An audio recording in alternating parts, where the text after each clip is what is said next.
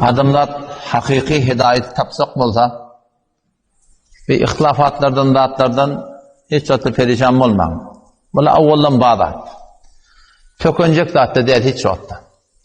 Adem Aleyhisselam, Havva enemiz, o şeytan iblis-ül la'in, vakti ki Huday Tebarek ve Teala şu talara قُلْ نَحْبِتُوا مِنْهَا جَمِيعًا barın inni iyinin yere karşın. Şu vakit verilen hükmüşü. Şunu Huday Tebarek ve Teala aydıptır. بَعْضُكُمْ لِبَعْضٍ عَدُوا Bazı'nın bazı'dan düşman olacak dedi. Şu vakitteki başlanan düşmançılık. Bazı'nın da düşman olacak. وَجَعَلْنَا بَعْضَكُمْ لِبَعْضٍ فِتْنَةً Bazı'nın da azmayış diye Huday Teala. Men size azmayış. Doğunun azmayış. Ayalın sana azmayış. Adamın da denanan adam şoňa bir olakan azmayış. Oğlan şoň Huday Teala'nın azmayışı. Şulan hemmeti azmayış. Otam bir bolup duran ihtilafatlardan, dağıtlardan negeran bolmalar. Hemişe bağdat. Sahabalar da wagtynda bolupdyr. Cengi Cemel bolupdyr. Yen alyan oturup tenşo fikirlerinde tarih okuyan kellen su çekýär şeýle. Näze bolýar? Muhammed ibn Hanefiye ki Hazreti Ali'nin oğlu gelip Hazreti Ali'nin mukabilinde durmalı. Akılsını kabul etmiyor. Näze bolýar? Abdurrahman ibn Ebu Bekir, Hazreti Ebu Bekir'in oğlu Abdurrahman gelip de var ahim Hazreti Osman'ın katıllarının içine Purforum onda varahım ara koşuptırlar. Akıl kabul etmiyor. Nahak diýbeden dağıtlar yok. Purforum ihtilafatlar bolupdyr. Hak haýty, nahak haýty taýlamak kıymetdir. Bir wagtda geçen de mallarda bolupdyr. Cengi Cemel bolupdyr. Hazreti Aýşe ortaga gelipdir.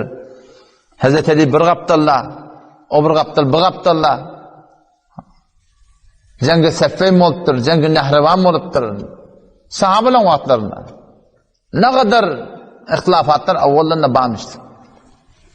O meyse ihtilafatların içinde Allah Teala'nın bir rivayeti var. وَيَهْدِي إِلَيْهِ مَنْ يُنِيبُ Allah hidayet edecek menittir. Kimi? Enabatı bolsa. Yalvarmağın bolsa. Yalla bana doğruyun kokat. Yalla her kim benki doğru diye. Yalla men senki doğru diyen. Sen şu doğruyuna mı hidayet et yalla. Set derset şek etme eğer vağan kalben bir doğruyun edinde olsak Allah Teala bir hidayet etti. Dişinde olur, huşunda olur, kitap sebep olur, dostun sebep olur. Yüreğin şayetçilik veriyor sana, şu doğrusu diye. Peygamber Huda Aleyhisselam etti, istebdi kalbek, velev eftakul muftun. Yüreğinden ne fetva dile deyiptir. Muftiyle fetva versin. Takdirler fetva versin. O doğru, bu doğru.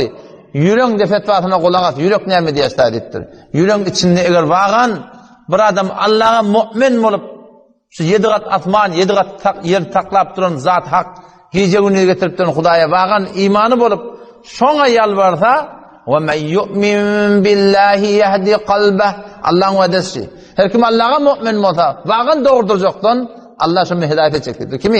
Yehdi kalbehu, kalbini hidayet edecektir. Ondan şu taydan, hidayeti vaqiin tapmadan süreyim, şu ihtilafatların içinde, bir hal sana dua etme. Ya Allah bana doğruyun koyun. Yalla her kim benki doğru diye. Yalla men senki doğru diyen.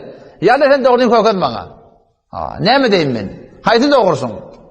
Ökülenciden ne? Şu dua edenden sonra şol hak diyen adamdan tapsan şolar qaim tutmaktık gelir. Hak cemaat hayti at bilenler ol. Aytdiyen kepleri bilen şeriatden getin. Bolup berişi bilen şeriatden getin. Tererisi. Şeriat tereri. Şeriat teredi, şeriata gelmeliler. Şu bol piyaşlarını, aydileyen kepleri, dileyen gurumları şeriat etmeli. Şeriat ne mi diye? Kur'an ne mi diye? Sünnet ne mi diye? Hanefi mezhepsine ne mi diye? Numara veriyor mi? Bist olsa bist. Yoksa da numara verilmesini de kabul etmeliler oluyor. Velev ki her kim olsun Müslüman da.